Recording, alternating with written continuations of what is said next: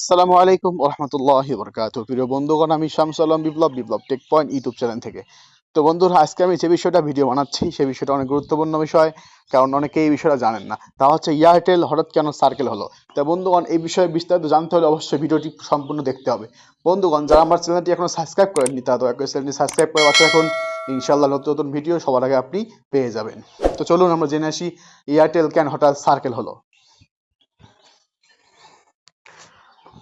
আসসালামু আলাইকুম। আপনারা কি খেয়াল করেছেন বাংলাদেশের পরিচিত এয়ারটেল হঠাৎ কেন সার্কেল হয়ে গেল? এর পিছনের গল্পটা কিন্তু বেশ মজার।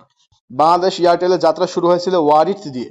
2010 সালে ভারতীয় এয়ারটেল ওয়ারিটের বড় অংশ কিনে নেয়। এরপর ওয়ারিটের নাম পরিবর্তন করে রাখা হয় এয়ারটেল।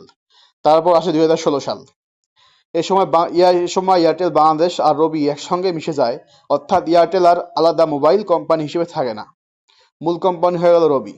কিন্তু মজার বিষয় হলো এয়ারটেলের জনপ্রিয়তা তখন আরও বেশি ছিল। বিশেষ করে তরুণদের মধ্যে এয়ারটেলের আলাদা একটা পরিচিতি তৈরি হয়ে গিয়েছিল। তাই রবি এয়ারটেল নাম 016 আলাদা 016 নাম্বার তৈরি করে। এরপর আলাদা অফার, অ্যাপ এবং বিভিন্ন প্রচারণা চালু করে। অর্থাৎ কোম্পানি একই হলেও মানুষের কাছে রবি আর এয়ারটেল দুইটা আলাদা ব্র্যান্ড হিসেবেই পরিচিত ছিল। এখানে আসে আরেকটা গুরুত্বপূর্ণ বিষয়। এয়ারটেল নামটি রবি নিজে ইচ্ছামতো ব্যবহার করেছিল না।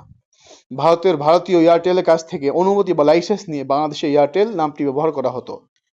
2016 সালের একভূত হওয়ার সময় এয়ারটেল ব্র্যান্ড চালু রাখার সময়সীমাও নিয়েও কথা হয়েছিল 2 বছর। কিন্তু সেই সময় পার হওয়ার পরেও এয়ারটেল প্রায় আরও 10 বছর বাংলাদেশে টিকে যায়। এরপর 2025 সালে এয়ারটেলকে আলাদা ব্র্যান্ড হিসেবে চালানো এবং 016 নাম্বার ব্যবহার করা নিয়ে নিয়ন্ত্রক সংস্থার কাছে অভিযোগ ওঠে। রবি অবশ্য জানায় এয়ারটেল তাদের আইনগতভাবে পরিচালিত একটি সহযোগী ব্র্যান্ড এবং তারা কোনো নিয়ম ভাঙছে না। এরপর 2026 সালের 17 আগস্ট আসে সবচেয়ে বড় পরিবর্তন। এয়ারটেল নামটি সরিয়ে নতুন ব্র্যান্ড হিসেবে আনা হয় সার্কেল। তবে এখানে একটা বিষয় পরিষ্কার করে রাখা দরকার, এয়ারটেল কোম্পানি বা মোবাইল নেটওয়ার্ক বন্ধ হয়ে যায়নি, শুধু এয়ারটেল নামের ব্র্যান্ড পরিবর্তন করে সার্কেল করা হয়েছে।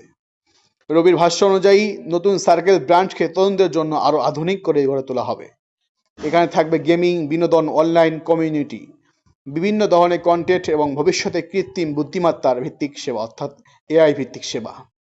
তাহলে পুরো ইতিহাসটা এক লাইনে বললে, ওয়ারিট থেকে এয়ারটেল, এয়ারটেল থেকে রবির সহযোগী ব্র্যান্ড, আর এখন সেই এয়ারটেলের নতুন নাম সার্কেল। আর পুরনো এয়ারটেল ব্যবহারকারীদের জন্য সবচেয়ে গুরুত্বপূর্ণ কথা হলো 016 নাম্বারটি সিম ব্যালেন্স এবং প্যাকেজ এসব নিয়ে আতঙ্কিত হওয়ার কিছু নেই। নাম পরিবর্তন হয়েছে, তবে নেটওয়ার্ক নয়। তো বন্ধুগণ, যারা বিষয়টি আমার বুঝলেন, জানলেন যে এয়ারটেল থেকে সার্কেল কেন হলো, তারা অবশ্যই ভিডিওটি একটু লাইক, কমেন্ট, শেয়ার করে যাবেন। ধন্যবাদ সবাইকে। দেখা হবে নতুন কোনো ভিডিও নিয়ে। সেই পর্যন্ত ভালো থাকুন, সুস্থ থাকুন। আসসালামু আলাইকুম ওয়া রাহমাতুল্লাহি ওয়া বারাকাতুহু।